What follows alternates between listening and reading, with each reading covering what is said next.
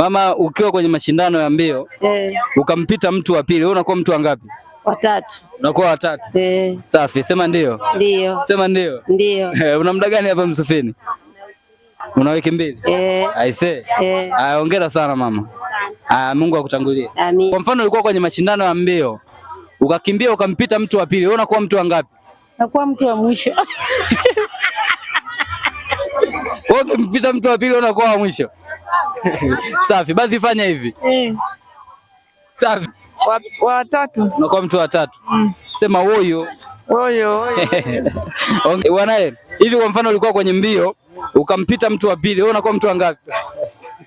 Ango na rusha sasa utakuwa mtu wangapi? Hilo swali lako wangu swali gumu.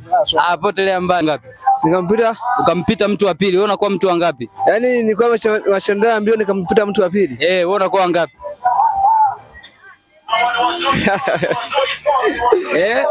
Nilikuwa kwenye mashindano mbio, alafu ukampita mtu wa pili, wewe unakuwa mtu wangapi? Nikampita mtu wa pili. Jamangu anacheka. Amejina ngapi? Niko chuo. Upo chuo? Wasibu. Upo Wasibu hapo.